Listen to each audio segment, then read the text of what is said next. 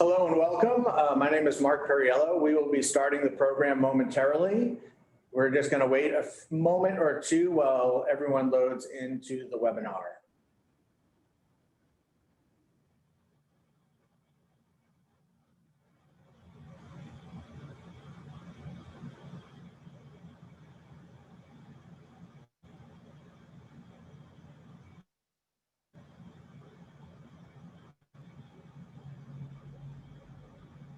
Hello, everyone. We're just waiting a moment for everyone to load into the webinar.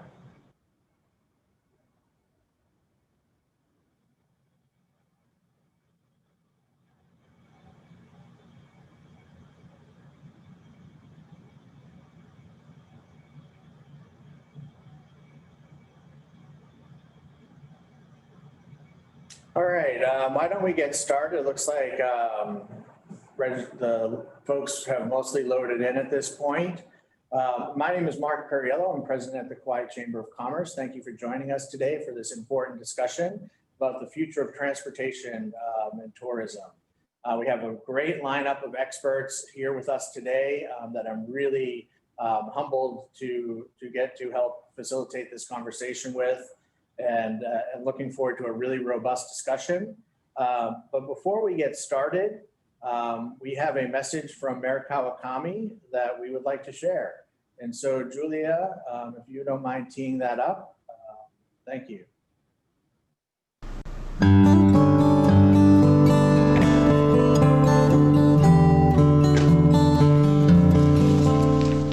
Hello, this is Mayor Kaua. As you can see, I'm taking no chances.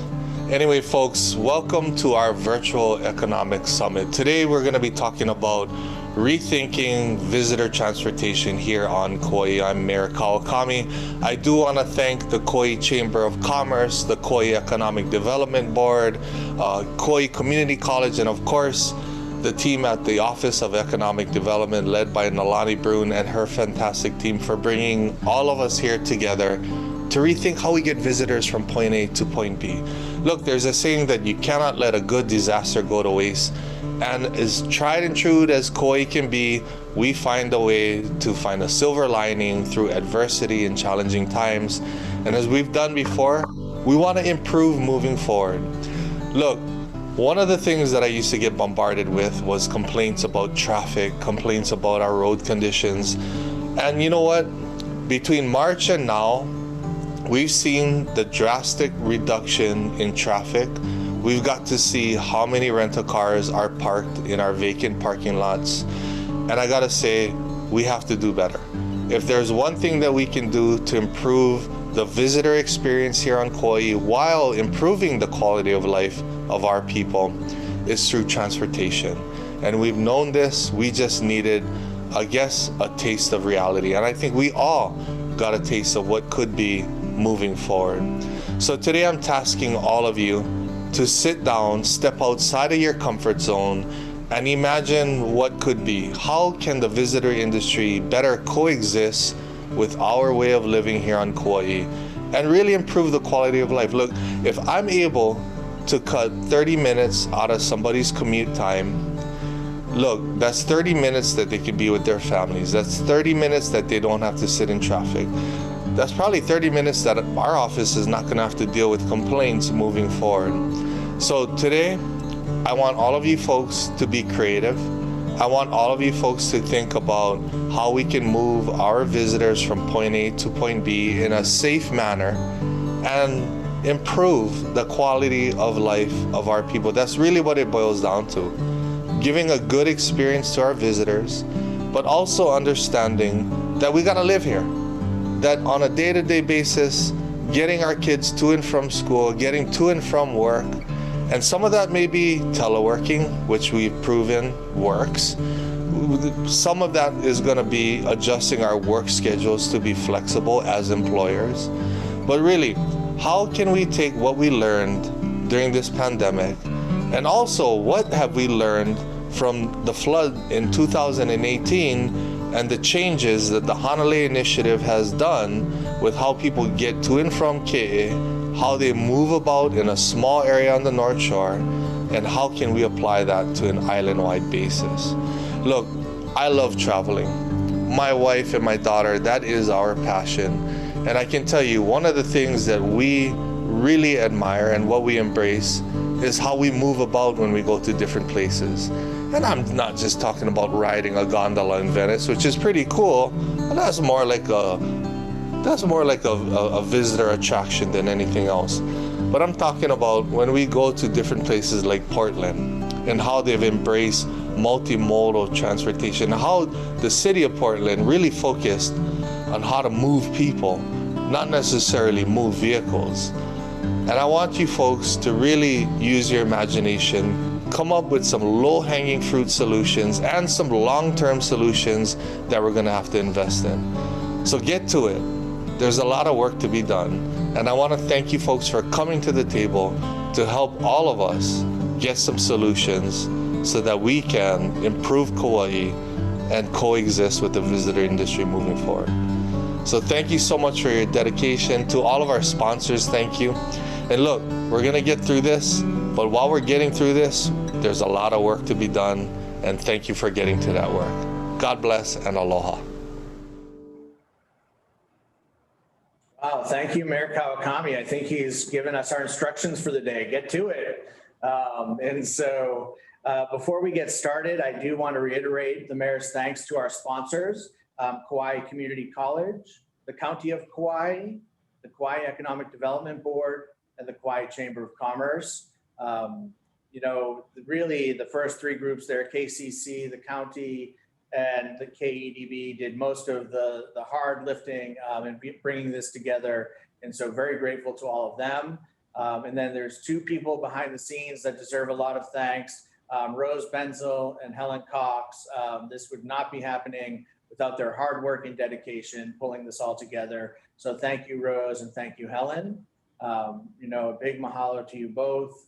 And then next, I wanted to just give you some quick Q&A instructions. If you have questions, please enter them into the Q&A box at the bottom of your screen. We have some questions that were submitted beforehand, and so we'll be asking those questions as well. No need to retype them, but if you have a question as we are talking, we will get to those, or as many of those as possible at the end of our session today. For questions we aren't able to get to, this is going to be recorded and it will be placed on the Kauai Forward website, where we will get to as many of the questions that we couldn't get to today. They will be listed there as well. And so before we get started, what are we here to talk about? That's really important. This is about the future of tourism and travel and how we move people, not necessarily cars, around the island.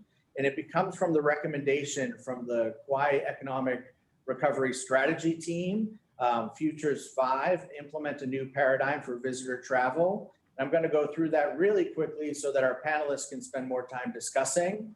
But one of the things I want to say at the outset is that this is part of the Kauai General Plan, page 132, if you want to look at it there as well. But here's the basic gist of what the recommendation is.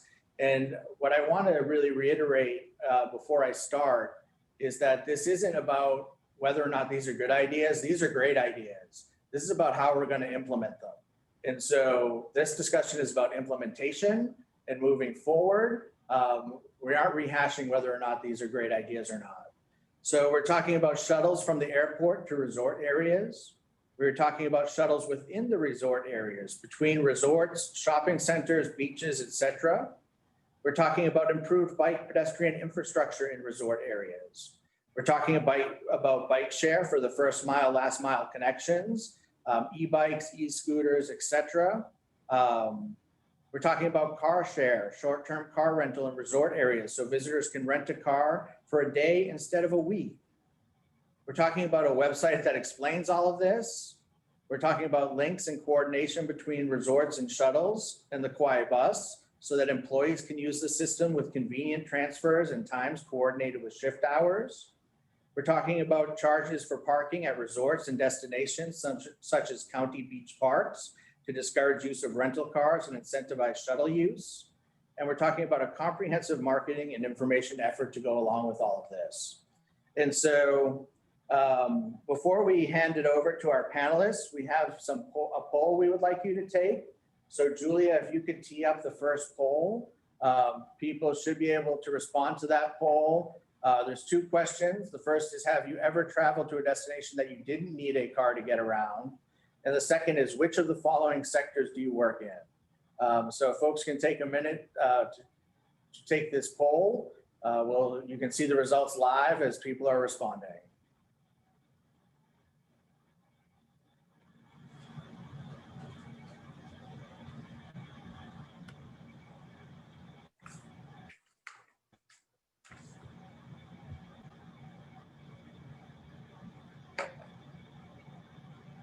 All right, looks like we're pretty close to done here. It looks like a lot of folks have said yes. They have been 85% to places where they do not need a car. And then most people are sort of saying they're in another industry, but there's quite a lot of representation from various industries here today. So thank you for doing that. Now it is time to talk to our experts. And they are experts. They are folks who have done this before, folks who are in the middle of helping plan to do this. And let me just really quickly introduce all of them, and then I'm going to hand it over to Lee Steinmetz to have the first crack at this discussion. So Sue Kanoho, Executive Director of the Kauai Visitors Bureau, a woman who needs no introduction on this island, that's for sure. Thank you for being with us, Sue. Kalani Ka'anaana, who is the Director of the Hawaiian Cultural Affairs and Natural Resources for the HTA. Larry Dill, who is the Kauai District Engineer for Hawaii Department of Transportation, Highways Division. He previously served as the County Engineer for 5 years under Mayor Carvalho. Joel Guy is the Executive Director of the Hanalei Initiative. He led the organization through the development and operation of the Kauai North Shore Shuttle in close partnership with the County of Kauai and the State of Hawaii. Lee Steinmetz is the Transportation Planner for the County of Kauai. From high altitude planning to detailed design, Lee assists in the advancement of vibrant and healthy communities. We have Katie Rooney with Ulupono Initiative, Director of Transportation. She brings 15 years of national experience in the transportation and transit industry. And Fran Johnson, who is the owner of Hele on Kauai Bikes in Kapa'a. So we have a great group of experts to talk with us here today. And then we have some folks waiting on the back burner as well to join the conversation should the time and need arise. But first, my question for Lee and Katie, they're gonna lead off the summit and talk about their vision for this new paradigm. And then after they speak, we will get to the panelists. So Lee, the floor is yours. Where is Lee? There he is. I see you. Thank you, Mark, for doing the introductions, and to everybody who helped organize today. And that fantastic video from our mayor, which I think really provided a good overview of why we're here today. I don't feel like I need to go through the model because Mark already did that. But I do want to provide a little bit of a big picture background for this model and why we're talking about it today. And really the mayor, I want to reinforce some of the points that the mayor made in his video. That first of all, you know, this planning has been going on for quite some time. As Mark mentioned, it's embedded in our general plan that was approved in 2018.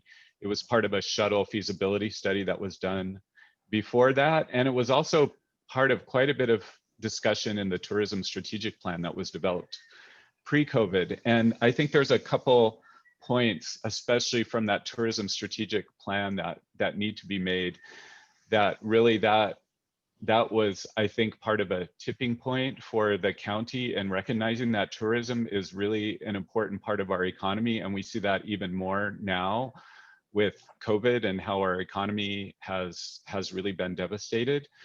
So we recognize that tourism is really an important part of our economy, but as the mayor mentioned, how can we move forward with tourism while also improving the quality of life for local residents and having less impact on the cultural and natural resources that make Kauai so special and are the reason that people want to come here in the first place. So that's really the starting point of why we have this vision and where we're headed with it. And as as the mayor also mentioned, while COVID, I don't want to talk lightly about COVID and its impact, but there were a couple things that we did see from this through this time. And one is remarkably less traffic. And I want to highlight that this is not just from tourism, but really from a lot of things, of people losing their jobs, of people telecommuting, of schools being closed, and also from tourists not being here. So the tourism component of our traffic, while it's important, it's not the only piece of traffic that causes congestion. And we need to look at this holistically of how we can reduce our traffic. And this is certainly one piece of it. And as the mayor mentioned, there were so many places on the island where we could just see rental cars just there, like the vacant Kmart parking lot was filled with rental cars. There were other places, other lands where you could just see all these rental cars sitting. And so it was a really powerful visual of how many cars are involved in the tourism industry. So can we still get tourists to where they want to go without such a reliance on individual cars? That's really the purpose of this vision. And also I want to emphasize that this is a choice vision. We're not forcing people to do things that they may not want to do, but we want to open up more choices. So if people really don't want to drive on their vacation, we saw in that questionnaire how many people have gone to places where they didn't need a car. If they don't want to drive while they're on their vacation, that they have an option of how to do that. And pre-COVID, we saw that 89%, almost 90% of visitors rented a car for a week from the airport when they came.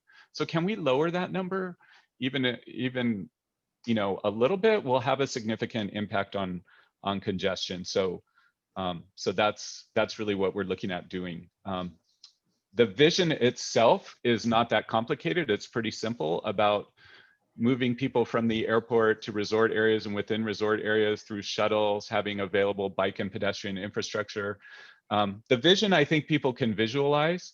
What is more difficult and complicated is how we actually get there and the amount of collaboration that's going to be needed. It's really going to take both state and county government, plus the private sector, plus nonprofits, all working together to make this happen.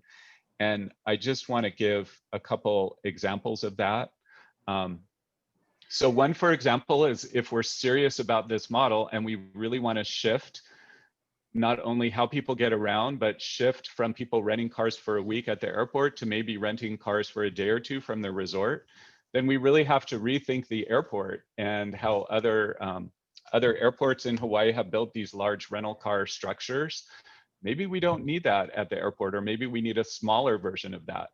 And that's going to be involving the state government to join in and help implement this vision. That's not at the county level, that's really at the state level. Also, there's aspects of this vision that I think we all recognize that government isn't always the best to move certain things forward, and the private sector is way better at certain things. So for example, if we want a website where visitors can go and get all the information that they need about their transportation choices, I really think the private sector is better at developing and managing websites than government. And we also have to look at the financial model of this to be real about it. If this model is going to cost a visitor four or five times as much as renting a car at the airport, they're going to rent the car at the airport. And people still want to do that. Some people will always want to have their car. So we have to look at how can we use the levers that we have to shift the financial balance. And one of those is parking. Just about everywhere is free parking right now, including at destinations like beach parks, plus at resorts. A lot of resorts don't charge for parking. If we change that piece of it so that all of a sudden there are charges for parking, that shifts this financial equation. And if some of those revenues are maybe used to lower the price of the shuttles, then all of a sudden this becomes a financially competitive choice for visitors to think about. And that changing those financial models, using those levers, really requires the involvement of both county and the private sector working together to make that happen. So I think I'll stop there. We can get into more of the nitty-gritty details of this vision. But thank you very much. I just kind of wanted to give a little bit of these big picture issues that we need to think about. Thanks. Thank you, Lee. Katie. Yeah. Hi, thank you all so much for having me. Today, as was mentioned, I am the Director of Transportation Policy and Programs at Ulupono Initiative. And for those of you that aren't familiar with us, we are a Hawaii-based impact investment firm that's really focused on Hawaii self-sufficiency. And we work in a few different sectors: local food, water and waste, and energy. And then within energy, we sort of have this transportation space that I lead. And within that mission, you know, and sort of to my expertise, you know, there's really sort of two ways to be more self-sufficient when it comes to transportation. It's reducing how much people travel by vehicle, single occupancy vehicle in particular. And then for all the vehicles that are on the road, cleaning them as much as possible. So trying to get them to be electrified or other forms of renewable fuel. And so what I do here is I really try and understand what's happening maybe in other places and apply that information to Hawaii and help manifest a lot of change here. And I think that's kind of what I'm bringing to this conversation is, what do we see happening over the last year in transportation that is likely also happening here in Hawaii and Kauai? And what does that mean for things like this vision? What are the opportunities that it presents, so that you guys have a good understanding of those types of things as well? And so I have a few sort of trends, and Lee and to a certain degree the mayor alluded to some of them, and I'm just going to talk a little bit about those real fast, because I do think these are changes that affect how you guys go about this vision that I think is really critically important and may accelerate your ability to get to this vision. So one of the first things that we know here is that we don't always have the tools and the data to measure these sort of holistic changes in people's behavior. We can certainly monitor like how many cars are on the road and whether or not the roads are in good condition, but we don't really know if people are shifting. We don't have a good way of understanding that. And the reason that's actually important is that how are y'all going to monitor if you're achieving your vision? How are you going to measure success? How are we going to know if it's working? How do you know if we're getting more people out of those rental cars and into these other types of options? It's hard. There are a lot more resources for this type of data and monitoring on the mainland, both in the private side and the public side. But I just throw that out there is that this is a real opportunity for us to understand a lot more about how people do travel, and how they're doing it. What are the different ways? What are the times? All that kind of stuff. The second one, which has been alluded to, is that traffic congestion and travel has declined. But I do want to sort of say is that it has rebounded without the same type of economic recovery we would normally see. So at the lowest point on Kauai, there was about half as much travel as there had been the year before on the monitors that are on the island. But right now you're kind of back up at the 80% mark. So even though lots of things haven't necessarily reopened, people are still traveling. Those aren't your visitors. So, to the extent that the problem has somewhat disappeared, it hasn't gone away entirely, and it's very easily rebounded. So I throw that out there because it is really about focusing on moving people and not just the vehicles. Are people getting to where they need to be? And how many opportunities can they access in different modes? And really keeping an eye on that goal as opposed to just a congestion reduction goal, which is important, but not the same in terms of quality of life. And again, achieving the vision that this community of people working towards it really want to achieve. The next one is that we see a dramatic increase in biking and walking and shorter neighborhood trips, particularly in areas where that's a lot easier. So, the more accessible it is to bike and walk, people are taking advantage of that. On Kauai, we don't have a great understanding of that, like I mentioned, but anecdotally, the bike shops are oversubscribed. There's lots of examples across Hawaii in which there's just not enough inventory to meet the demand right now, and that there's waiting lists for new bikes. Here on Honolulu, where I am, like Beaking, for instance, has really rebounded quite significantly more recently. So, and I think that that's important to note is that there is this pent up demand under these circumstances and how to best facilitate it. So if people are inclined to make their shorter trips by walking and biking, are we making it as easy as possible for that to happen and keeping those vehicles off the road? The last thing we kind of end up seeing is how critical transit service is to many of our community members. like many things, travel has decreased on transit services, but people are still on the bus. And I will guarantee you that if this is April, and you're still on the bus, you have to be on the bus. That is how you get to work. That is your mode of transportation. And it is a critically important service that's being provided. And you know, people have a lot of fears about the bus, but what we've also been able to discover in the past few months is that generally speaking, transit services are not spreaders of COVID, is that we don't really see that manifesting itself worldwide. There are very few examples in which the transit service is related to that, particularly in places where you have shorter trips where people are only on the bus for 15 minutes or less, which is more our systems here than in other communities across America. And I think those four things are really helping set the stage for how to take advantage of the opportunity that Lee and Mark were describing, which is how do we make it so that the easiest option is to walk and bike?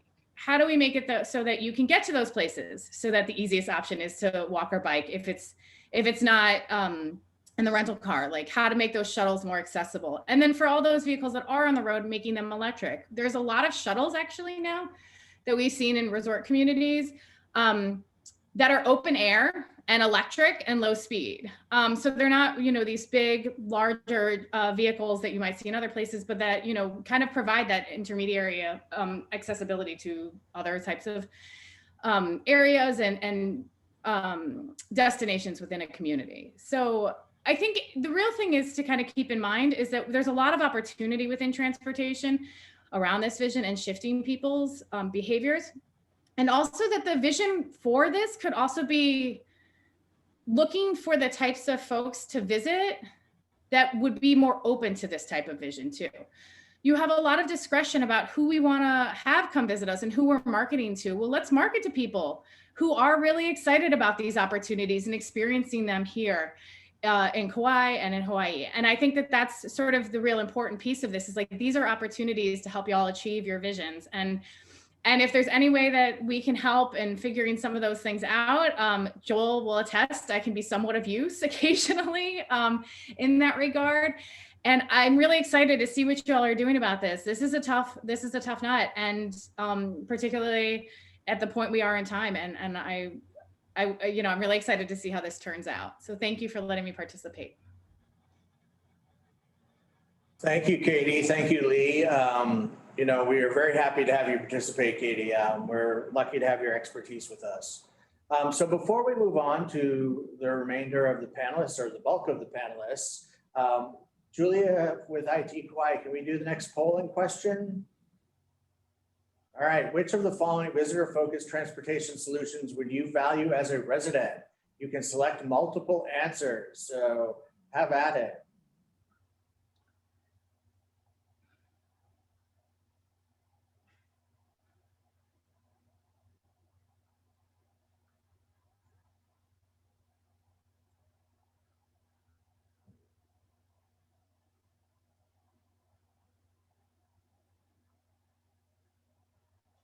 We're about halfway through the number of attendees. If you haven't voted, please vote.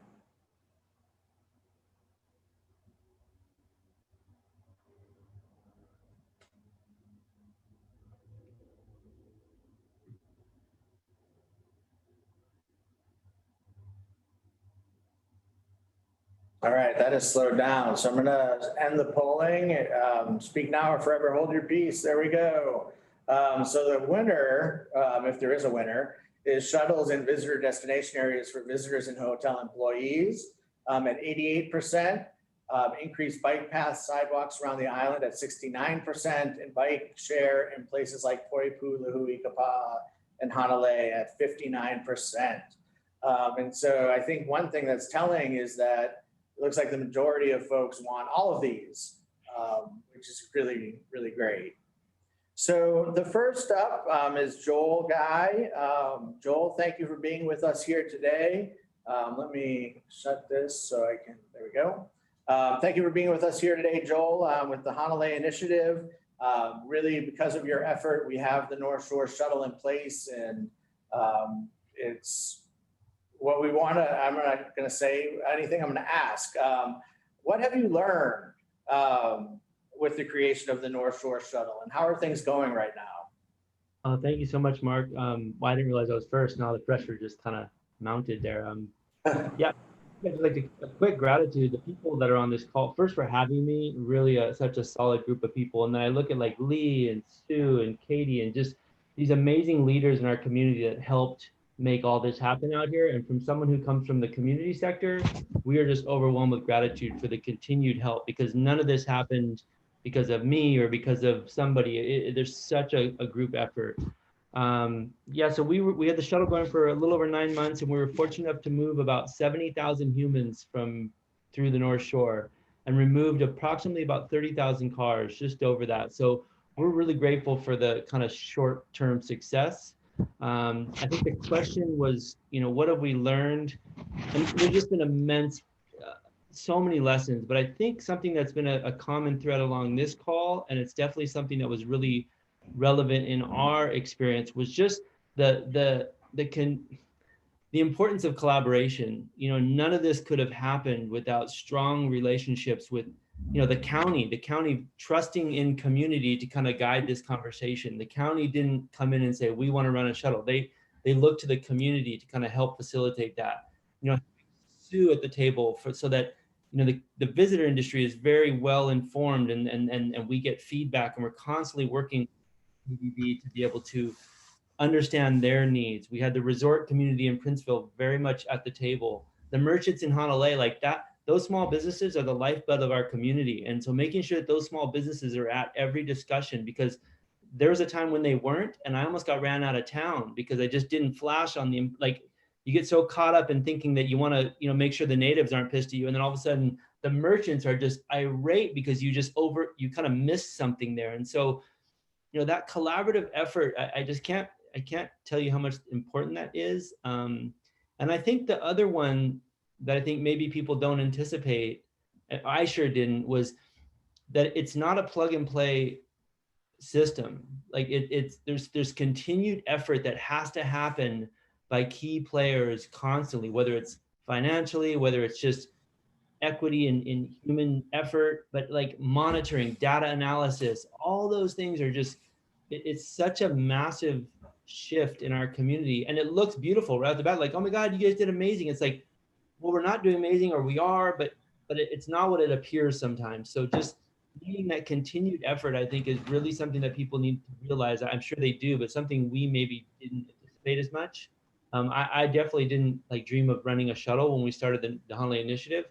And I find a lot of my time kind of, how would you say it? Like trying to improve a situation, or just addressing a challenge, or trying to overcoming a setback. So I don't know how I didn't start my timer, but it's amazing to see Fran, an old classmate from high school. Side note, Fran, you look amazing. But anyway, truly an important effort. Also, does that help, Mark?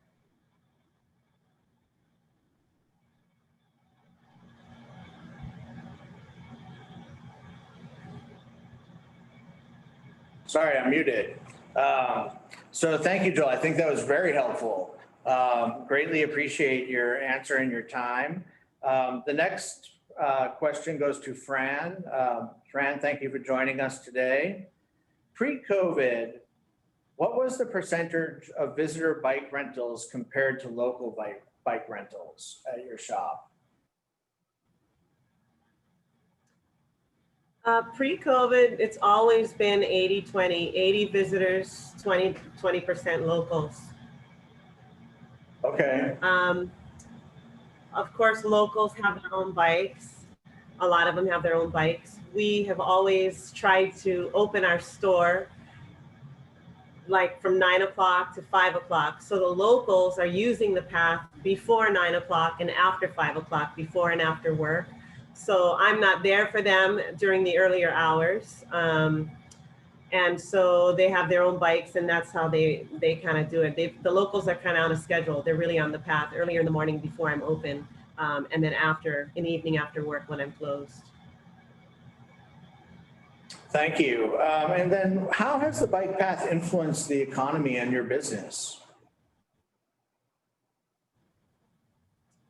You know, the path, when I opened my bike shop in 2007, there was only a mile of completed paths sitting right out here in the back. We literally watched the concrete trucks come and pour one slab at a time and grew the path to what it is now. The path created an attraction and a destination. You know, Kapa'a is now a place where visitors come and they know that they're here for the path.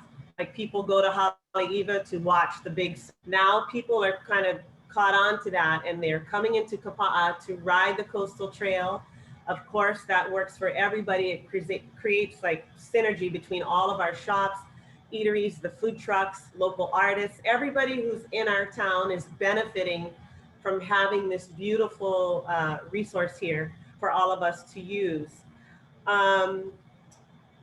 We're really hoping that the path can be completed as planned from between Nawiliwili and Anahola. The planning's been done and the project will enable an efficient implementation of its completion. Additional bike lanes in smaller towns like Poipu, Hanalei, Kilauea. We really have a lot of people that come on vacation that are staying in those areas. We've done deliveries, multiple bikes to vacation rentals down in Poipu especially, where people are actually renting one van for a large group of people, and then they rent a large amount of bikes from us, 6, 8, sometimes 10 bikes for the duration of their stay. That way, they're riding bikes in the area to close beach destinations, restaurants in the evenings, and then they're sharing one car in a group. And, you know, not everywhere that we're doing this do we have access to bike paths, but, you know, having more bike lanes and bike paths in some of these areas would really help a lot. We also have a lot of people who are in our immediate area here in Kapa'a at Ponokai and a lot of the different resorts who come now and they rent a car on their first day and they rent a car on their last day. And then they rent bikes in between and they use the bikes to get around the island. It's a little tricky sometimes because the bus can only accommodate 2 bikes, I believe, at a time. So sometimes one person gets, you know, delayed coming back behind the next person because there was only room for 1 bike. But a lot of our customers are now that customer. They are renting a bike for most of their stay and then reducing the amount of time that they're renting the cars for. Also, we have several resorts in our area that have purchased bike fleets from us. So they're operating their own fleet. Their engineer department is taking care and maintaining those bikes. We also have bike racks at several resorts. Of course, this was pre-COVID. Now, because of all the COVID cleaning protocols, we've pulled back a lot of those resort racks because I can't be there to take care of the cleaning of the bicycles after each use, which is kind of like something we have to work out and figure out how we're going to do. But we'd like to get, you know, more bike racks at the resorts. We actually provide maintenance of those bicycles, which helps the. We've almost pulled the trigger several times on electric bicycles, but every time we go through the motions on that, we also run into some really valid concerns. My biggest concern is I already have visitors on my single speed cruisers crashing into things, each other, having issues operating the bike as it is. And we're always hesitant to add the electric element onto the bike path and have those people who are not familiar with the bike path. You know, there's just more liability in renting something that's, you know, driven by a motor. So we've hesitated for that reason. Also the batteries, how do you maintain those? What will happen to Kauai when you do that? And a lot of different variables that come in to try to expand the electric thing, the electric product. I don't know. I think that there's room for we definitely need more bikes available in different areas where people, locals too, can use the bikes to traverse to do their small trips during the day. All right. Thank you, Fran. That's kind of what I had, Mark. All right, you got it. So I know we're doing Q&A at the end, but there's one for you here that I do want to ask now. Where is your shop and what is it called? We're located in the heart of Kapa'a town. We're right next to Pono Market here on the front street. The name of our shop is Hele Kauai Bike Rentals. We chose the name because my uncle, my mom's first cousin, actually wrote that song. And so we asked him, hey, we think it's a great name for our store. And he said, of course, let's do it. So we're Hele and we're in Kapa'a town and we're open 7 days a week. Even now during COVID, we're doing it 7 days a week. Our schedule's a little lighter on our hours and stuff, but we're still open every day. And we sell bikes and we repair bikes. We also pivoted our business during COVID. So we now have we've opened our bike service department to the public, which has been huge. There are so many locals that have been able to get their bikes fixed. The other bike shops were totally overwhelmed with repairs during COVID. So we've opened that up to the public, and we've also opened our bike sales up. So we've got all kinds of bikes for sale all the time, and we have inventory on parts and bikes for sale. So that's where we're at in Kapa'a town. All right, thank you, Fran. So, Mr. Dill, you are up next. Thank you for joining us today. Your question is, how can HDOT advance this vision, including the use of smart technology, additional data collection, and the types of public-private partnerships that could help advance this? Hey, thanks, Mark. And good morning, everybody. Thanks for having me as part of this discussion. DOT looks at everything through our 5 priorities, and I'll list them out for you. Our top 2 are safety and system preservation. Safety is number 1 when we consider anything on our routes. The other 3 are system efficiency, economic vitality, and modal integration. Now, all of those things have direct or indirect impacts on transportation for the visitor industry. If you look at the history of DOTs, ours included probably, you look at how we would address visitor transportation, and our response would have been typically, we'll add more capacity. And capacity is certainly a part of that picture, but it's only a part of that picture. I'll mention for everybody on this call that one significant project that we've issued notice to proceed to a contractor, and we're just finishing up some of the archaeological fieldwork issues before we get the green light to move forward.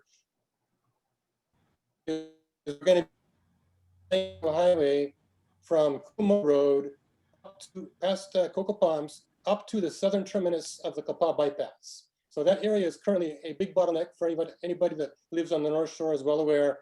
We're very excited that that will help to alleviate a lot of the congestion through that corridor for visitors and residents alike. But again, adding capacity is not the way to solve this problem. It won't solve it by itself. We cannot build our way out of these problems.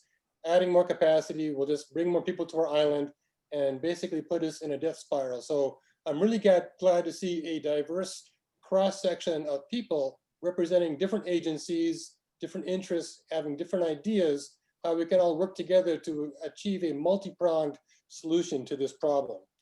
One of the things that DOT over the last couple of years has really made a priority is getting ready for connected autonomous vehicles. What that means is we're improving our communications infrastructure, our signalization infrastructure, and then broadening that to as many other items on our road that we can, so that we can connect all of that through a traffic management center back to our office, get the signals talking to one another, and ultimately get the signals to talk to other clients along that roadway system. So that would include speaking, for instance, to transit. We could set up systems whereby we could prioritize transit through corridors in order to enhance the effectiveness of those routes. We can also talk to pedestrians and bicyclists who would have an app on their phone, and that would enable them to more safely use our services. We could also use that to collect data, which would support improving the efficiency of our system, but also other related users of that system would be able to benefit that as well. So right now we have just awarded a contract to a consultant contractor to implement a traffic management center for us.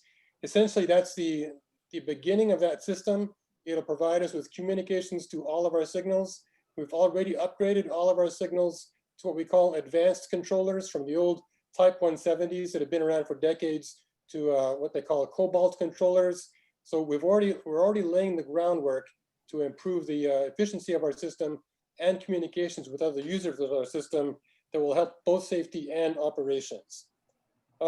We've informally within our division required a couple of additional things that when we are implementing our projects, we take into consideration for the benefit of all modes of transportation. So we are required when implementing a project to make sure we provide consideration for bike and ped and multimodal improvements. And sometimes that's done in a subtle manner. For example, it had been the standard that we would stripe all of our lanes on Kauai at 12-foot lanes. When you consider that that's the standard that is applied to H1, H2, and other freeways in California like I-5 or 405, having a 12-foot lane on Kauai isn't necessarily the appropriate standard to Kamuli Highway or Kuyo Highway. So as we go through and repave and restripe all of our projects, we give strong consideration to reducing that to an 11-foot width. And the impact that has, it gives us an extra foot of shoulder on either side of the road, which doesn't necessarily constitute a bike lane per se, but it does add safety and functionality for bikes and peds that do use the shoulder currently along our highways. So generally speaking, we've been able to, as we move forward with our project, change all of our lanes to 11 feet.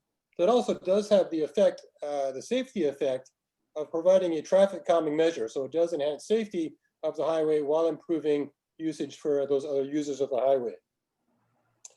I'll also bring up one other thing that happened over the last couple of years. Everybody's aware of the huge storm we had back in 2018. You asked about public-private partnerships, Mark. And I did check with our folks at DOT that have been around longer than I have. I'm not aware of any public-private partnerships we currently have. And when I checked with somebody on Oahu, they said we haven't done anything formally like that since the 80s when something was done on Oahu. Nevertheless, when we do our projects, especially our federal aid projects, we do a fair amount of consulting with the public and the community and various stakeholders to make sure that we get everybody's input. One interesting thing I thought that came out of this, the community consultation we did up on the North Shore after the storm was a lot of discussion came up about how do we improve the quality of life for residents in Anna to protect them from the onslaught of visitors that come out there. And so Joel was key and spearheaded the initiation of the shuttle. One thing that DOT did at their request and in their support was we posted basically the final 2 miles of Kuhio Highway as a no parking zone. We also worked with Representative Nakamura, who was instrumental in increasing the fines out there for folks that were violators of that. That served multiple purposes. Before, we would have a lot of congestion along the side of the road with people parking, often narrowing Kuhio Highway to a single lane. It caused a congestion issue. It caused a safety issue for bikes and peds as well as vehicles using the highway. However, by making that no parking, it really supported people moving towards the shuttle to use that as their mode of transportation to get out to the North Shore. So it supported that initiative as well as improving the situation on our highway for its users. So it was a solution. When I talk about all the things we did on the North Shore, you know, we fixed bridges, we stabilized slopes, we reconstructed roadway embankments, which is all the obvious things, I guess. But one of the very impactful things we did was we put up a few no parking signs, and that ended up being a significant benefit to the community. So that I guess, Mark, when you talk about partnerships, we do our best to work with the communities when we develop our projects and look for opportunities like that to fix problems and improve things. So that's I guess my quick summary of how DOT is addressing this issue right now. Thank you, Larry. Very interesting information. Thank you for sharing that with us today. So we have a number of questions coming in. If you have questions for any of our panelists, please enter them in the Q&A box at the bottom of your screen. But up next, we have Sue Kanoho, one of my favorite people on this beautiful island. Thank you for being with us.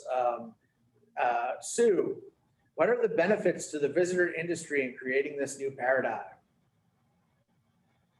benefits to the visitor industry will depend on how we're going to fund all this.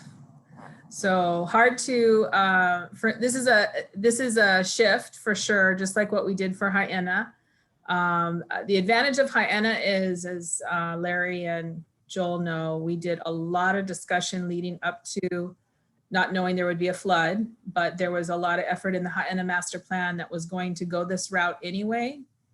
And so as Mayor had stated, out of tragedy came some opportunity to take the efforts of everybody, county, state, private sector, visitor industry, and really turn the ship. And I will tell you, as Mark knows, it took a lot, and Larry knows, it took a lot of communication to try and get people to understand that if you did not have an advanced reservation to just show up. How many cars, Joel, did we turn around? Like 200 to 300 cars a day? Yeah. Even to the very, before COVID, we were still turning around 200 cars a day. So it takes a long time to retrain people. And I do feel like this whole COVID situation has been horrific to so many, but the advantage that we will have is how do we redesign, or how do we come back, into hopefully with something that the Hawaii Tourism Authority has been talking about through Kalani Ka'ana'ana and through John DeFries is Malama Hawaii or Malama Kauai. How do we come back with regenerative tourism, which is going to be harder. Like right now it takes effort to come to Kauai. And so to me, if you're going to travel in a pandemic, there's a lot of hoops to jump through right now, but for what you get when you get here, it's worth it if you're willing to do that. If you're not willing to do that, then we really don't want you coming, because there's the right way to come to Kauai right now. And I think that's going to kind of be the theme moving forward is, hey, it might take a little more effort to get here or to be here, but the gift that you'll be giving back to the island will be something that's a win-win for the residents, but also for the visitors. And the thing is, we just have to make it work together. I mean, we can't, everybody always wants to tax the visitor industry. And that's why for me, when we first started down this discussion for today, first question out of my mouth is, how are you gonna fund it? Because everybody wants to always tax the rental cars that are already taxed a lot. I don't know if anybody knows how many taxes double from what you rent to what the taxes are that they pay already right now it's a lot. Visitor industry is already taxed a lot. There's been a lot of, just go to the visitor industry and tax them. So it has to be a joint discussion. I saw a comment from Joanne Yukimura about the word sustainable. I've never seen transportation be sustainable ever in any planet. So it's not sustainable. And so it's going to take some partnership and funding. I don't know any bus system that's ever sustainable, but to get towards that would be helpful and good. But I think if there was a park and ride for the visitor industry employees, a disadvantage for that is some of these people work multiple jobs. So to park and ride and then they have to go to their next job and they don't have their car, that's a challenge. But I do know that Enterprise, I was really proud of Enterprise when they put up a satellite office in the Coconut Marketplace with the intent of having people not have to rent their car. I know 7 days a week they were saying, okay, if you need it for today, we're here locally, you can rent for the east side and have a rental car so that you didn't necessarily need it for the full 7 days. We also did do a Roberts shuttle from the airport to Poipu for a while. Lee might remember that, at least I met, and that worked for a little while. Again, it was a funding issue. They had the funding, they did it, and then it dropped off. So all of this will take support financially, but also change in attitude. And that's, I think, what we're really talking about today is how do we change people's attitudes up to the way they travel to Kauai? How far can we go before they just say, forget it, don't even bother with Kauai, it's too much of a hassle. So that's it's a very fine line that we walk of trying to make change and still have people want to come here. Oh, one thing, Mark, I did want to say, one thing that I always like to point out to everybody about the rental cars. So we have currently, last number, and I think it's a little higher now, but we had 72,000 residents, 72,000 Residents, 85,000 registered vehicles on this island, 25 pre-COVID, 25 to 30,000 visitors a day. Divide that in half. That's how many rental cars were on the island, between 10 and 12,000. So I just want to point out and remind everybody, it isn't just the visitors that are causing traffic on this island. Yeah, I think Lee made that point earlier too, right? So during COVID, we've all enjoyed this lack of traffic and everyone is saying, oh, the tourists aren't here, but right, people aren't in schools, people are working from home. There's a lot of factors that are contributing to that. So very good point. Thank you, Sue. So up next is, and he gets the final say before we go to Q&A, is Kalani with HTA. Kalani, I have a real short question for you. How can HTA help? Thanks, Mark, for the question. Excuse me. I just want to start by saying thank you for having me today. As a Malihini to Kauai, I feel honored to be a part of this conversation, but more so, I'm in awe of the work that's been done, and I want to honor all of you that have been doing this work for so long to get us to a place like we are today, where we're having meaningful discussions about what the future could look like. Beyond that, I think first and foremost, the way that HTA can help is by being supportive of your vision. Quite simply, you folks are the closest to the problems, and we need to move power and resources closer to you, right? We want to move power and resources closer to the pain so that you folks can come up with the solutions that fit you and your communities best. And so I'm not here to sort of pontificate or give you my views on how this should be done. This needs to come from you all, and I think you guys have a great panel with great experience and knowledge today. I think what I would just add is that we tell stories, right? At the end of the day, marketing is about a story, and it's about a brand, and it's about an image. And I think we've been working diligently to recraft what that is. And under John DeFries's leadership, he's the first Native Hawaiian CEO of HTA. We really have this opportunity because of COVID to rethink our destination, rethink how we do things, which is really important. And that we're not just doing a restart, but rather a reset. And I think as we think about regenerative tourism, which is tourism that gives back more than it takes, that's something we haven't had before, right? That's something we need to develop, we need to create, and we need to dream up and dream with our eyes open on what that looks like. And Sue's right, there's a balance to be found, right? You know, at the end of the day, it is a business to a certain extent. Customers are gonna tell us what they want by showing up or not. And so we're gonna have to respond to that. But I think one of the ways that we can do that is we can reshape our brand to one that's more sustainable and renewable. And how do we do that, right? So when people think about Hawaii or they think about Kauai, what do they think about, right? How do we move beyond the kitschy sort of grass skirts and Mai Tais, right? How do we move beyond all of that, excuse me, and reclaim the narrative, right? How do we reshape that narrative to support the efforts that you guys have going on Kauai, not just in transportation, but as a whole? And I think as we start to do that, a regenerative model of tourism, first and foremost, needs to honor that we are hosts, right? We are the residents of this place. And if we can't thrive here, if we can't earn a living wage, if we can't pay our bills, if we can't afford a house here, it makes it really hard to make an invitation. And so we really have to think about quality of life and how tourism gives back to that quality of life. You know, I use the example of Waipio Valley. If there were a flood, right, or a heavy rainstorm, the valley without sort of management would just sort of wash and flood. But we built lo'i, we built auwai, we built local wai, these things that slow down that flow, spread it out. And in the same way, tourism dollars are the same. We had $17 billion of tourism expenditures in the state prior to COVID. How much of that money stays here?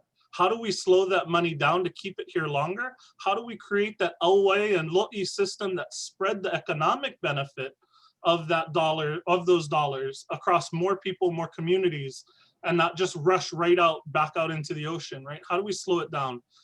So anyway, I'm kind of getting off the transportation topic, but I think first and foremost, the stories we tell about Hawaii and the brand that we put out needs to honor us and this place and our people. And then when we can align purpose, people, and place, we really have a really powerful story to tell. But that starts with you guys, and you know, conversations like today are a start of that. So mahalo for the opportunity to join. Thank you, Kalani. We actually, I think, have time to have one more poll before we move on to the Q&A section. Julia, do you have that last question? How much would your business benefit if you could accommodate more customers without increasing the amount of parking you have?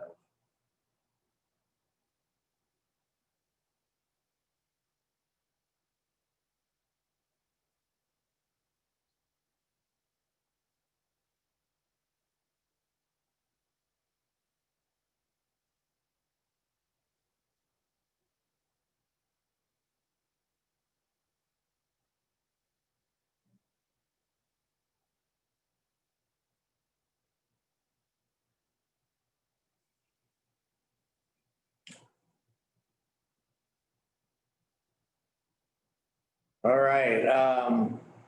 Looks like people have stopped responding. A couple more coming in. We'll give this about 3 more seconds. So speak now or forever hold your peace. All right. Interestingly, so not at all comes in with 43%, but a lot of people didn't answer this poll. So I'm curious if maybe they don't own a business or didn't feel like it was applicable, or they feel like they have enough parking already, maybe. We'll have to do some follow-up there. So now let's turn to Q&A. We have a number of questions that have been submitted. Again, we won't be able to get to all of them. So look at the Kauai Forward website for answers to the questions we don't get to. They'll be posting that sometime in December. That they just want to be realistic, right? There's Thanksgiving coming up this week. And so don't look for that for this week, but maybe next week. So the first question comes from Greg Askew. And I'm going to ask Katie to see if she might be able to help with this question. Do you have examples of less urban destinations, more like Kauai, that have been successfully implemented some or all of the vision being discussed today?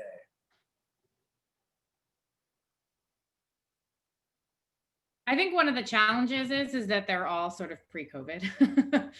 So that is a real challenge. But I think we do see a lot of it. Most of the major national parks already implement this style of tourism across the country. If you go to most of them, they have some sort of shuttle services that are getting you to and from places. They're not as well known, but like Yosemite, your Grand Canyon, all of those bigger parks, this is a pretty consistent model. There's an entire national park system like program around that, and they all have planners. So, it's not necessarily something that pops up as obvious in other areas, but yeah, even in Orlando, which is actually where I moved from. So I'm very familiar with how they run their transportation there. Once you get to one of the resorts, you don't have to drive at all. I mean, Disney wants you to stay there. So, I realize not all of these are exact examples for Kauai, given our size and the nature of our, the nature of sort of the visitors that come and the nature of the destinations, but they're not, you can sort of take bits and pieces from all of them. And I think that's sort of the important part, is recognizing that there are lots of operational examples. And we even looked at a bunch of them during the North Shore Shuttle. In particular, like, how do they run? What does it work? What are the challenges? What are the good things and the downsides? Ski resorts are another great example. They run a lot of these types of things in their smaller towns and stuff like that. So there's plenty of examples to be found on how people do them. I think one of the things we always have to be real careful with here is, what's the problem you're trying to solve? And does everybody agree that that's a problem, right? That's not something we spend a lot of time on, I've noticed here. Not everyone is always on board that's what's happening is an actual problem. And I think that shows up a lot in the visitor discussions, right? No, we don't want anybody here. Well, is that, you kind of got to work through some of that. And then, are there solutions of other places that sort of show you how to walk through that process a little bit more effectively, so that, for people who have similar problems and have maybe explored solutions, can we reap the benefit of that work? Because one of the other challenges is not always having enough people to help make things happen. I mean, we have a lot of great community partnerships and a lot of people always willing to work on things. But sometimes there's like technical capacity to do that. I mean, I think Joel learning how to run a shuttle service, that's a perfect example. That is not something he was originally signing up for. And it's partially where I was able to help, which was, what are the kinds of questions you need to ask? How do we get there? What are some of the options that would help, smooth that path? And that's tough. And we don't always have enough people for those types of things too. Although the people who are here are great at doing that. So I don't want to minimize that. Like, maybe the scrappy is enough, but I think sometimes calling attention to that. So. Thank you, Katie. Our next question comes from Alan Paracini, and Lee, maybe you can handle this one, but anyone can feel free to chime in on any of these. And his question is, what about the effect of introducing paid parking on local residents? Thanks, Mark. Yeah, that's a really good question. And I just want to back up to something Joel said about needing to constantly adjust this idea of adaptive management, that we don't just have a plan and we implement it, but we keep having to change it. And there was some of that on the North Shore from Larry mentioned, and how helpful it was to have the no parking signs, but then that did shift parking to other places. So we have to be aware that anytime we do something, there's an implication for that may be something we need to work on and be aware of. So one solution for this issue is, let's just use beach parks, that maybe we have a system where you have to pay to park at a beach park if you're a visitor. And if you're a resident, maybe you get a permit for your car that allows you to park there at no cost with your permit. And that permit could either be free or a very low cost permit. So that we can structure a paid parking system that has benefits for local residents. So that's an example of how we do that. When we do that though, we have to also think about spillover parking on local streets. So maybe people choose not to park in the beach parking lot, but they choose to park on a local street, which then affects residents. So then we may need to look at residential permit parking as another step to this, so that you can't park on that street unless you're a local resident. So those are some of the things that we'd have to work through and figure out what is a fair, equitable system that meets the needs of everyone who is impacted by something like paid parking. Thanks. Thank you, Lee. Katie? Yeah, so full disclosure, I work a lot on parking in the state of Hawaii. So, but I just want to offer up some thoughts, is that there's no such thing as free parking. You pay one way or another. We either pay in supporting it through our taxes, or you pay as a user, or some other form, but there's no free parking anywhere. And I think that's, or you pay with time where you're queuing, right? There's no spaces available. And we actually released a report this summer about how expensive that is, and it's adding to the cost. And in Kauai, on the low end, just basic surface lots are $5,000 basically to create. But on the high end, the structured ones that you might see in certain communities in certain areas are $60,000 a space to build. Someone is paying for those. And I think you have to sort of answer, are there better systems in which we capture people's willingness to pay, so that there are spaces available for people who are coming, where the cost of that parking isn't as a big of a deal if you're bringing 4 people. It may be really valuable for people who have mobility concerns or people with children. And right now, everybody has to compete for the same spaces without any regard to price. But price is a really good mechanism to find out how much people really value that activity and access to that activity in a vehicle specifically. Another great policy implementation we've seen is that using the money from things like parking meters to actually increase transit service, to provide the bike and walking into other communities, to help fund some of those other options. It's not a given. Lots of people don't like to pay for parking. I don't think there's any place where anyone's like, oh, sweet, I'm so glad they raised parking. That just does not happen anywhere. It's really about talking about what we get when we start to capture some of that willingness to pay. Because for all the folks who that may be a burden to pay, there are a lot of people who can very much afford to pay and are more than willing to. And we lose out on that opportunity to help fund services and opportunities for everyone. And if you'd like to talk more about this, please feel free to contact me. I will talk with parking with anybody under any circumstance. So even if it's just to learn more. Nice. Thank you, Katie. So the next question comes from Joanne Yukimura, and Lee, I'm going to toss it back to you again. Are electric bikes technically allowed on the bike path? That's a really good question, and I'd like to point to some legislation that was passed in the state a couple of years ago that was based on federal definitions that electric bicycles of a certain power size, of a certain structure, that are below a certain speed, that they're actually, in terms of their definition, they're bicycles. And the Hawaii State Legislature and the governor approved the same definition in state law.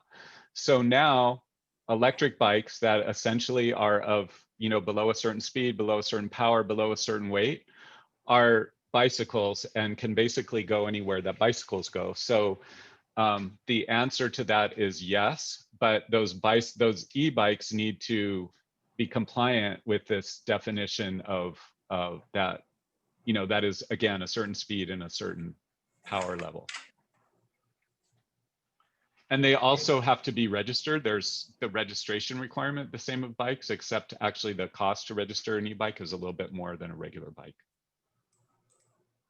All right, thank you, Lee. And the next question is also about bikes from Kamika Smith. And Franny, maybe you can help with this one. How many bikes are being currently rented on a regular day? Pre-COVID, we had 8 bike in Kapa'a town. We had about 10 of the resorts had their own bike fleet. So there was literally hundreds of bike riders renting bikes on a daily basis in our area here of Kapa'a, utilizing the bike path, going down to all the different beaches along the trail. Now it's significantly less. From what I understand, as of yesterday, I'm the only one left willing to do the bike rental. And I know that from our friends that own other bike shops that have stopped for now, a lot of it has to do with, the economics of opening during COVID, and also cleaning the bikes and interacting with the guests. We have done a lot of different things to lessen our interaction with guests. And we've really limited the amount of time that they can take the bike because there's a lot of costs involved in cleaning the bikes and taking care of them. So the number is significantly less. I'm down probably 75 to 80% from our pre-COVID numbers. So way less would be my answer. All right, thank you, Fran. So the next question comes from, where'd it go? From Christopher Reamer. What is the status on the extension of the coastal bike path from Wailua to Hanamalu? If the path were to be extended, many locals would ride bikes between those areas. I live on the south side, so this wouldn't help me necessarily, but if I lived up in that direction, I would definitely ride my bike into Lihue every day. So what's the status? And I'm not sure who best to throw this one to. I can try to answer that. Okay. First of all, I agree. I live in Lihue now, but I used to live in Kapa'a, and I would bike commute to Lihue, and the leg on the highway is always not so fun. And I do think there are people who would actually bike commute between Lihue and Kapa'a if it was a continuous leg all the way through of the bike path. But anyway, we're using federal funds to construct this bike path. And when you use federal funds, there's a lot of hurdles that you have to go through, including environmental. I mean, they're all really good hurdles that you have to go through, but environmental clearances, historic and cultural clearances, to make sure that your project is not negatively impacting environmental and cultural and historic resources. And going through that process takes a long time. And so that's kind of where we're at, that these various segments are in the process of going through that environmental review to be able to move forward to actually get the federal funding to construct these segments, and some are further along than others. Some also require acquisition because some of these segments are in private property. So the first step is to get through the environmental documents to even be able to acquire the land before you can construct. Doug Haig in our building division has been our project manager for all of the bike path projects, and he keeps moving these forward, you know, just as best he can with all of these restrictions. I could get a timeline and be able to share that on the website later because I don't really know the timelines, but I can just say that they're all moving forward. The next one to go, and I'm not sure exactly when, it might be a year out, is the missing link that exists between Lidgate Park and kind of by the Safeway area, the bridge there. There's like a portion like between the road that goes back to the Coconut Marketplace in that area and the bridge that you have to cross by where the food land used to be. Anyway, you have to ride on the highway on that section. And so filling in that segment is the next step of construction that will happen. I think that's in a year or two. And then the other segments will follow along as they work through the details of acquisition and, again, the environmental clearances that are required. Thank you, Lee. So this next question, we could probably have an entire hour and a half discussion on. So if people could keep their answers to something fairly succinct. But I think it's an interesting question. It's from an anonymous attendee.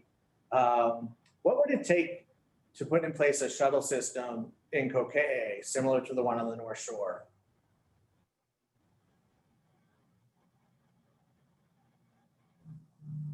Great idea, Larry. And just as a reminder, for those that might not remember, I'm not sure if Chris Faya is on this panel, I mean, not as an attendee, but there was a Kokee master plan that was done some time ago, and there was talk about, many years ago, talk about putting a gate up where you would charge like many other parks do. And everybody was dead set against it, which I supported it. I thought it was a good idea because that was, you pay at that time, and then once you're in the park, you're in the park. And it would also help you better manage the numbers of people in the park. But the community went ballistic and said no. But I do think that's something worth considering again, especially since when Haena was closed, Kokee, Waimea Canyon got inundated with people, and quite frankly still is. There's a lot of camper vans all of a sudden showing up illegally parking overnight in the park. But Larry might be able to answer about that. Well, thank you, Sue.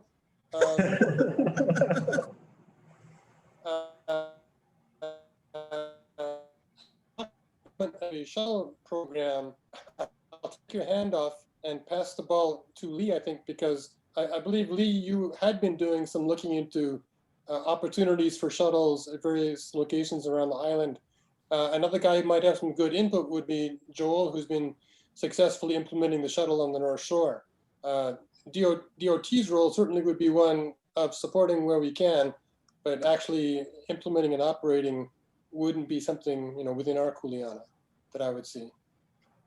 Maybe I can tee it up for Lee, because I'll just do a quick comment and Lee can just make sense of whatever I say, because I'll probably be pretty scattered. And I just want to kind of quote, and I'll probably butcher his quote, but Chipper Wickman always speaks so clearly about this whole thing going on in Haena, and I don't think we could talk about that without really honoring his work in the effort out there, kind of bringing us all together. But he always talks about kind of that three-legged stool where you need political will, capital, and then community buy-in. And those three things kind of all have to be there to make this stool stand up. And so Lee can talk about how you get there, but that seemed to be something that you need that political will. And after the storm in Haena, it was an election year. We had a lot of eyes on trying to help out Haena. You had funding from the state legislature to help stand up the shuttle.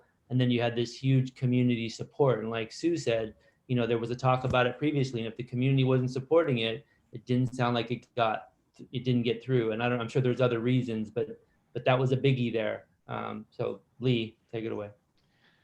So thank you everybody for punting. But No, I just want to say that Kokee is, I think it's certainly doable, but it's very different than Haena. That in that Haena, you go to a destination, everybody gets off at the same place, and they may be doing different things. Some people may be backpacking, some people may be going to Ke'e Beach, but there's one place where you get off the shuttle. And Kokee is a little different that, there's multiple vista points. Some people drive up to go look at all the vista points, and that's what they want to do. Some people are hiking on trails, but the trail staging areas or the trail starting points are all in different places. So how a shuttle would serve all those different uses and all those different places is a little bit more complicated than Haena is. That being said, I think, we heard from Fran as an entrepreneur today. I think the other aspect of this model is there's pieces that can be filled in by entrepreneurs and that can create jobs on Kauai. So thinking, for example, if everybody gets to Poipu on a shuttle and then they want to go on I'm digressing and then I'm going to come back. But anyway, if everybody wants to go on a boat ride from Port Allen, instead of having to drive there because the boats kind of all leave at the same time in the morning and the evening, that an entrepreneur could develop a private shuttle to get people from Poipu to Port Allen without everybody having to drive. I think by the same token that people who want to do guided tours in smaller vans, people who want to get people up to Kokee could feed into this model that's being built, and possibly that becomes a private implementation as opposed to a shuttle that involves more people, maybe with smaller vans that are going to different places in Kokee. So I think there's different ways to do it, and we'll have to see how that works out and what the best way is to do that. I just also want to mention in the West Kauai Community Plan, this came up, which is at council right now for approval. And there's been some talk about creating some kind of staging area on the west side, like at maybe one of the old mill sites that could be redeveloped. And people could get to that site by either shuttle or private car, and then switch from that point to a shuttle that goes up to Kokee. So I think this could very much be part of an economic development strategy for the west side to, again, support private business, support private entrepreneurs in providing some of these services. Thank you, Lee, Joel, Sue, and Larry. Before we get to the next couple of questions, we're almost out of time. We have about 8 minutes left. And so I want to ask our panelists if there's anything that you've been itching to share that you haven't had a chance to yet. And if there's none of that, otherwise I will go to a couple of more questions. All right, looks like questions, it is. So this next question comes from Chandra Birch, and there's a couple of questions along these lines. Is there a way to utilize old cane roads tracks for public transport? For instance, rails to trails is a big thing back on the mainland. Is there any discussion of that?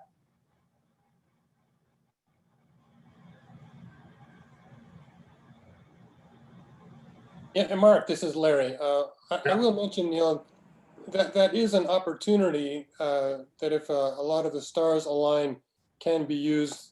I'll mention that prior to my time at DOT, the Kauai District improved Cane Hall Road to create the temporary Kapa bypass.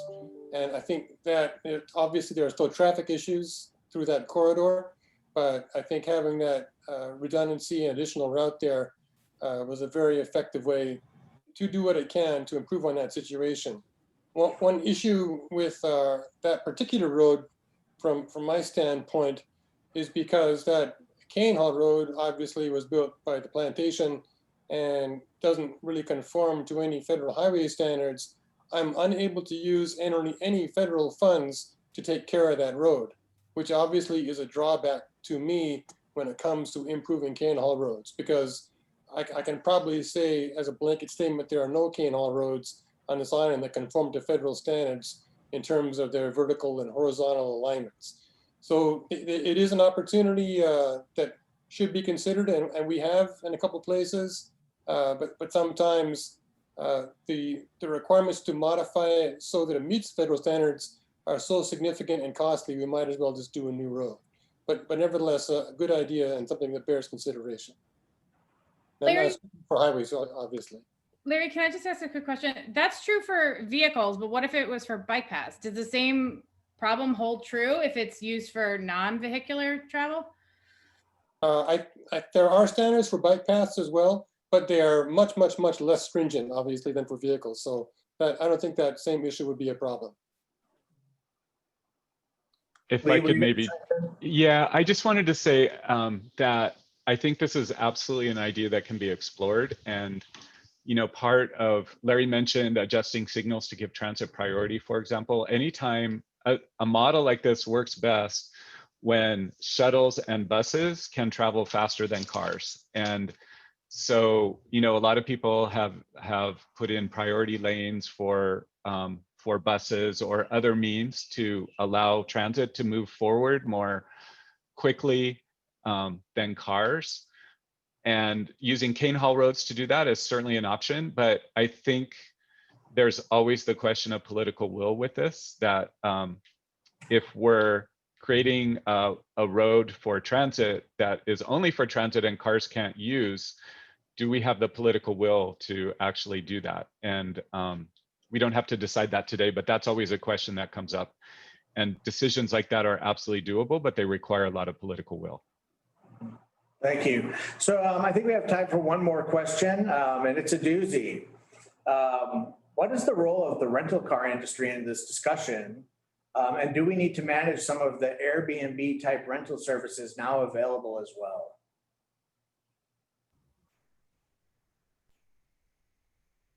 So it's my understanding you guys tried to invite somebody from the rental car agency. Is that true?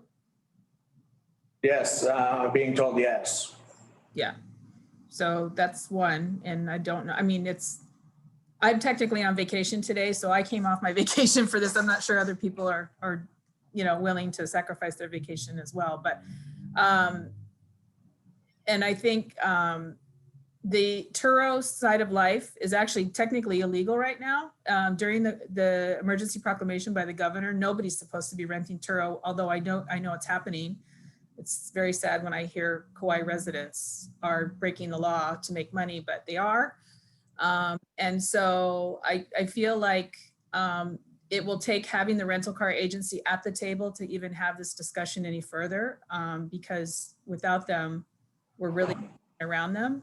And we really need to bring them to the table to have any further, you know, to move this any further along. But I do want to point out to the point I think that was being made is part of our problem with capacity has changed with TVRs, and some TVRs are good. A ton of TVRs are not good. So in VDAs, visitor destination areas is understandable, but having them all over Kingdom Come and in neighborhoods is not. And that's something that we've been talking about. And thank goodness to the planning department that's done a lot to try and bring that down a few notches with illegal TVRs through Expedia and Airbnb. So major props to the county for that. But to the rental car side of life, if everybody's going to rent their vehicle, that adds more capacity to people, which adds more people, which allows them to add more flights. So I just want to go back to that whole discussion about how many people are too many people. And unfortunately, because of the right to travel that is allowed in the United States of America, you're not allowed to tell people, no, you can't come. But that's going to be at the core of how we manage this destination is what's doable, what's able to be afforded, what's legal, what's not legal, and then enforcing that which is illegal. I did make a point that poor Chris Faya is seeing more of these camper vans that are not supposed to be in Kokee. They're not allowed to be in Kokee. Right now, it's not allowed. It's not allowed. And we had a problem with some of those camper vans showing up in neighborhoods. It's like, right now you shouldn't be, unless you've cleared quarantine, or unless you've, you have a right to have gone through the safe travels and you're here legally, you're supposed to be in a regular accommodations. You're not supposed to be in a van renting, sleeping in a vehicle. If they've cleared quarantine, yes. And hopefully they're in the right places that are allowed. But I just feel like the vehicle side of things is really, has to be better managed if we're going to have this discussion any further, and then hold the line on what's legal and what's not legal. Thank you, Sue. So we are at 11:30 right now. I think so. We will wrap things up, but I want to say really emphatically that if we do this right, I think that visitors will have a better experience, not a worse experience here on Kauai. They will be able to move to the places that they want to get to. They will save money on a vehicle. We'll be putting less emissions into the atmosphere. There's just a whole bunch of benefits that we really will see if we were able to implement this plan. And I think that that's what this is about. And so some questions we didn't get to, specifically were the questions that were the negative ones, the ones that were saying that this isn't the right route to go. This is the direction I think we're moving, and it's in the direction of the future. And it's a positive, really great thing for our island and our community. And so last but not least, I just want to thank our participants. Thank you for all of your questions today. Thank our panelists. One more time to thank our sponsors, the Kauai Community College, the County of Kauai, and KEDB. And just as a reminder, there is a follow-up discussion today. The evening event features a discussion on applying innovation to address local problems. This event will be an opportunity to discuss innovative ideas and partnerships to solve local problems, and will include information about upcoming grant opportunities through the county. You can learn more at kauaiforward.com/virtual-economic-summit. So thank you again for being with us today. It was a privilege to get to, and an honor to get to moderate this important discussion. Thank you, Rose. Thank you, Helen, for all the work you did behind the scenes. Aloha and have a great day.